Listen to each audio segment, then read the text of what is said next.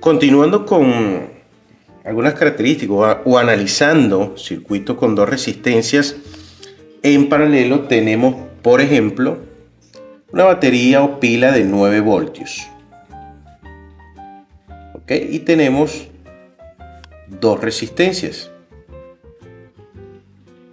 Vamos a llamarla R1 y vamos a llamarla R2. R1 y R2. Lo primero que debemos analizar es que cuando el circuito está cerrado, ¿okay?, hay una corriente que envía a la fuente.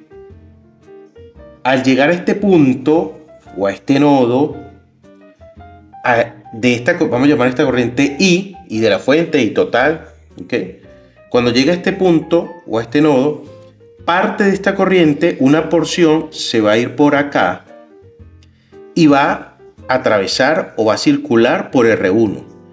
Por convención, ella se polariza al pasar por acá, más menos, y al circular a través de R1 hay una caída de tensión que la voy a llamar voltaje en R1. Y bueno, como esta corriente pasa por R1, lo voy a llamar la corriente I R1. Ahora, dije que cuando I llega a este punto, parte de la corriente se va por aquí, pero también otra partecita se va a ir por acá y va a atravesar o circular a través de R2. Cuando esto ocurre, hay una caída de tensión en R2, ¿okay?, que la voy a llamar B en R2. Y obviamente esta corriente lo voy a llamar, si esta la llamé IR1, esta lo voy a llamar IR2. Y por convención esto se polariza más menos. Esta corriente circula y va a llegar a este otro punto que está acá. Y esta también va a llegar. Cuando ambas lleguen, sale por esta rama nuevamente la I. Entonces esto nos da unas características fundamentales, que es que la corriente I tiene que ser igual a I en R1 más I en R2. ¿Ok? El voltaje, los 9 voltios, supongamos que este nodo, este punto se llame A y este punto se llama B.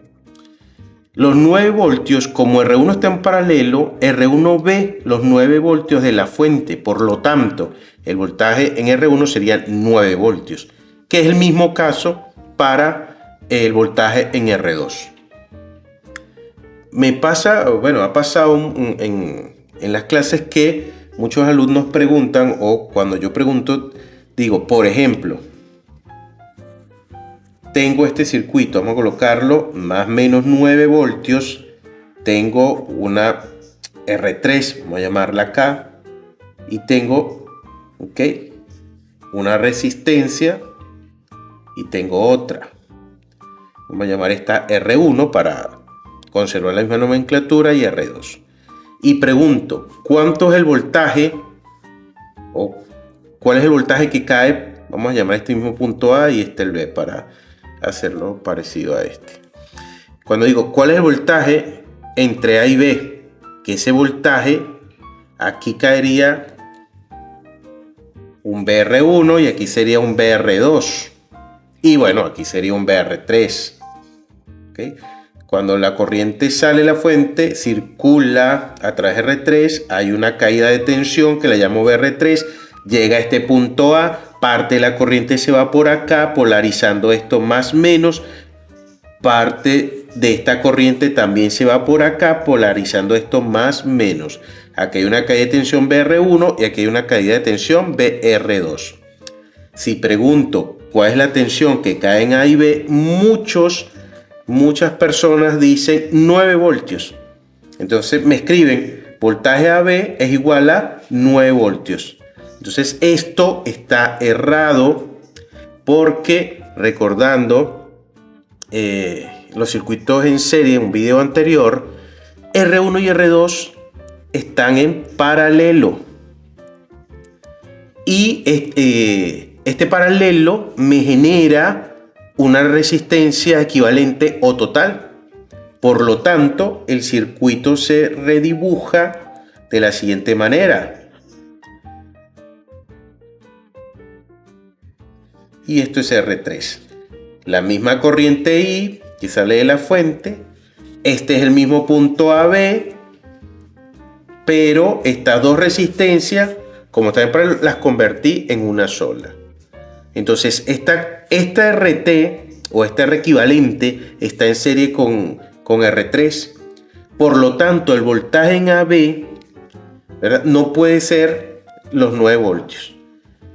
¿Por qué? Porque cuando la I atraviesa R3, aquí también hay una caída de tensión. Y recordando las características de dos resistencias en serie, ¿verdad?, el voltaje en R3, esto se polariza más menos, esto es más menos, esto es BRT y esto es BR3.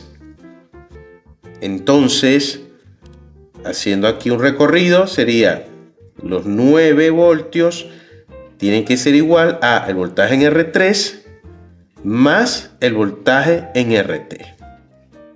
Entonces, si yo lo que quiero calcular es AB, es BRT, sería los 9 voltios menos el voltaje en R3. Entonces ya vemos que esta condición o esta premisa de que el voltaje AB es igual a 9 voltios no es la correcta.